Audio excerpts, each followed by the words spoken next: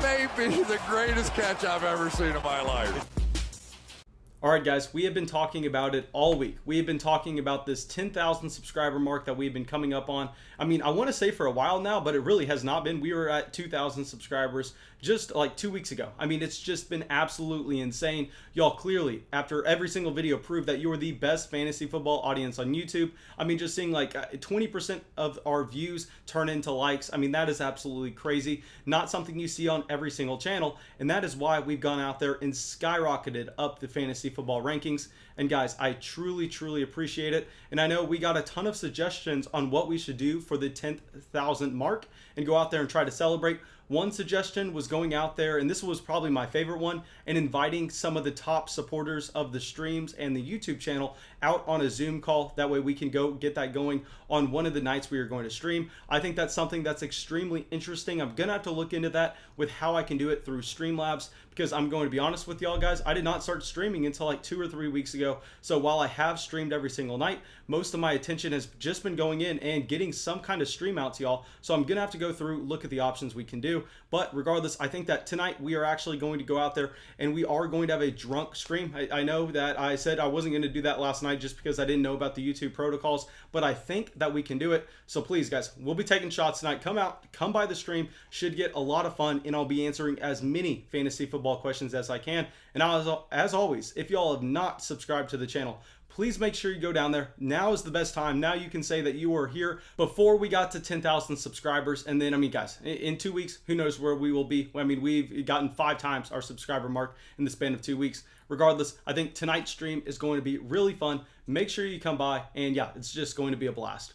But anyway, we have a ton of players to cover, so I think that's enough wasting time. Let's just get into it. And first, let's start with Julio Jones and Calvin Ridley. So Russell Gage has actually already been cleared for this game on Monday night, and we're looking at both Julio Jones and Calvin Ridley. And I know I've been getting a ton of questions about these two wide receivers pretty much in every live stream this week. And so far, guys, I mean, we're looking at the situations, and they are both still lining up to be questionable game time decisions. But if I had to put my mark down, I think that with them getting in some limited practices over the past couple days, they should be expected to go on Monday night. Now, I mean, this is kind of brutal because you don't know 100% if you are going to be able to go out there and plug these guys in your lineup. I will say if they are out, there are still going to be some interesting pivot spots that you can make. You can go out there and pick up Robert Tonyan, the Green Bay Packers tight end, and truly just make sure that you have either Julio Jones or Calvin Ridley in your flex spot if you are trying to start them on Monday night. And then if you realize that they are going to be ruled out before the game starts,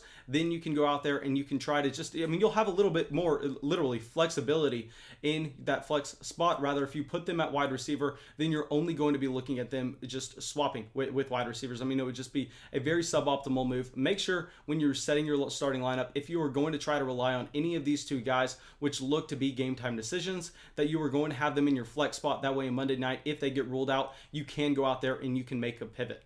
Okay, now someone that did not pop up on the injury report until as of late, but Joe Mixon. So Joe Mixon is currently dealing with chest pain, but everything that I've read, I mean, I took like 5 minutes reading out there pretty much every little article that I could find.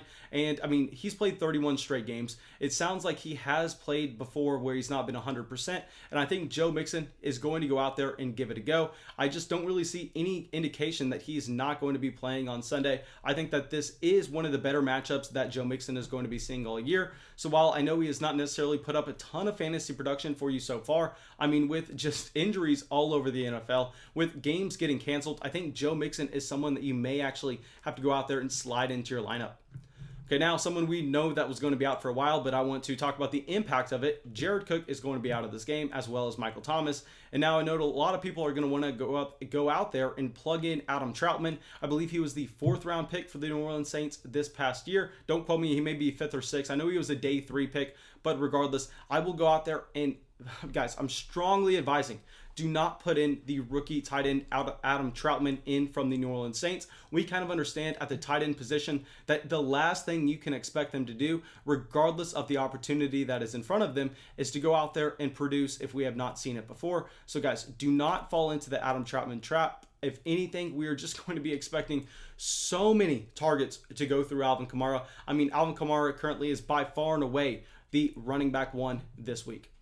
Okay, next, Deebo Samuel is looking like he's going to officially be active. Kyle Shanahan went out here and said that Deebo was not going to have his normal role, that he was going to be playing a little bit more in a part-time development. So I will say that I don't think we should go out there and run to plug Deebo Samuel in our starting lineups, but I think that what it does do with both Deebo Samuel and George Kittle coming back to the lineup is we should be lowering our projections on Brandon Ayuk in the terms of how many targets he's going to get, how many plays they manufacture for him. While I still love Ayuk as a long-term 2020 wide receiver, I don't think with these additions in the offense, he is going to be a great week 4 play. Okay, now Raheem Moster is officially out this game. I think that if we see Jerick McKinnon active, this fully puts Jerick McKinnon into the running back 3/flex category discussion. And overall, I mean, you're not going to be extremely excited about it after seeing the Jeff Wilson usage last week. And I think after seeing Jeff Wilson be productive when Jerick McKinnon exited with his injury in week 3, that the San Francisco 49ers in week 4 are going to continue to go out there and look to get the ball to Jeff Wilson. All right, now our next player is Chris Carson. Chris Carson currently is looking like he is going to be a game time decision for week 4. And going up against the Miami Dolphins, I really expect to see Russell Wilson to continue to air the ball out. And even if Chris Carson is active, this is a running back that I generally do not want near my starting lineup, because we understand that it's not like he's getting flooded with receptions, and this running back is just not seeing the same usage even when he was fully healthy earlier on the season. So overall, I think that we can just completely throw out Chris Carson in our conversation of being a running back 2. I think maybe if your team has been decimated by injuries, or you're missing a couple key players from this Pittsburgh-Tennessee game, and possibly this Kansas City and New England Patriots game, Chris Carson could make the flex discussion for you. But in general, this is a player that I'm going to be trying to avoid. And now let's talk about Cam Akers. And I know a ton of people are going to skim over Cam Akers real quick, but the importance of Cam Akers being out in week 4, I announced this a couple days ago, but I really want to make sure I hammer it home, is Darrell Henderson is in line for a massive, massive week. We've seen Darrell Henderson look like one of the best running backs in the NFL over the past few weeks, and I think that based on Malcolm Brown's usage with Cam Akers out of this lineup, we are still going to continue to see Darrell Henderson be just a fantastic, fantastic running back, because Malcolm Brown is not someone that I am worried about. I am a lot more worried about Cam Akers in terms of Darrell Henderson's usage. So as long as Cam Akers is inactive, Darrell Henderson is going to be a smash, at the very least RB2, and in a plus matchup this week, he has the potential to be an RB1. Now, our next two guys, Christian Kirk and DeAndre Hopkins, both of them look to be game time decisions. I will say that throughout in DeAndre Hopkins' entire career, we have seen him go out there and pop up mysteriously on injury reports and miss a couple practices and still go out there. And I mean, y'all know DeAndre Hopkins is just one of these wide receivers that plays 16 games. I mean, nonstop. He does not miss a game. So I am projecting DeAndre Hopkins to go out there and be active this game. I don't know what we can say about Christian Kirk, though. What I will say, though, is if both of these wide receivers are out in a very plus matchup going up against the Carolina Panthers, I think that Andy Isabella has massive, massive spike week potential. Now, a wide receiver that y'all know I've absolutely loved in 2020 so far, but I did go out there earlier on in the week and told y'all to avoid starting him based on his matchup with the Baltimore Ravens, Terry McLaurin. Now, Terry McLaurin did not practice at all on Friday, and I think with this late development and knowing that they are going up against the Baltimore Ravens, I would find it a little bit surprising if Terry McLaurin went out there and was able to provide you top-end level production. I think there's a strong chance that he's actually inactive on Sunday, and this is a wide receiver I generally do not want in my starting lineup. Now, Kareem Hunt. Okay, so Kareem Hunt looks like he's going to be suiting up for Sunday's game. I think that the general manager said it's really going to be up to him if he thinks that he's good to go. And generally, these players, they want to play. I mean, they want to go out there and they want to show what they have. I think that if Kareem Hunt does miss this game, in fact, Nick Chubb, despite the matchup, will vault himself up to being a top 5 running back in fantasy. Y'all know I'm not necessarily a massive fan of Nick Chubb, but the main reason I don't really like Nick Chubb is the fact that he's a part-time player on a poor offense. But I think if he gets that feature down role without Kareem Hunt in the offense, we are going to see his reception spike, and we are going to see him just provide elite level fantasy upside similar to an Ezekiel Elliott.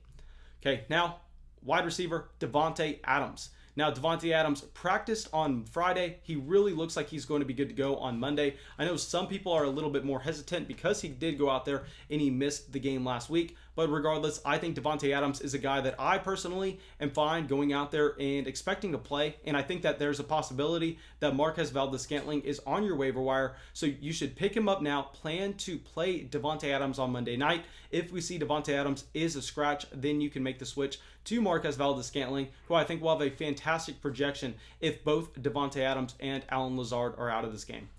Now, Leonard Fournette, a player that I was not necessarily even monitoring this week, was announced that he was not going to be suiting up for the game a couple days ago, and I think this vaults up Ronald Jones. I mean, Ronald Jones looks like, yes, even though Shady McCoy has still been getting some usage in this offense, which I did not expect whatsoever, I mean, Ronald Jones looks like just a complete smash going up against the Los Angeles Chargers. We know that there is no Chris Godwin in this game, so I think we could see some more checkdowns to Ronald Jones. Okay, the last player we are going to cover, I'm very sorry if I was not able to get to someone that you were looking for. I will try to talk about them in the live stream tonight, but I mean, I could only do this video for so long, is going to be Will Fuller. So Will Fuller, by all accounts, looks like he should be expected to play on Sunday, and I think in a matchup going up against the Minnesota Vikings, this is not a spot where I'm going to be hesitant to put Will Fuller into my starting lineup. I mean, all systems go for Will Fuller against a very, very poor Minnesota Vikings defense. I think that based on the targets that he's seen so far outside of the Baltimore Ravens game, that this is a wide receiver that with Deshaun Watson both has a high floor and a high ceiling. But thank you guys. I really hope y'all enjoy the video. I really hope y'all got something from it. As always, if y'all did, please make sure you go down there, drop a like, and I will see y'all in the live stream tonight.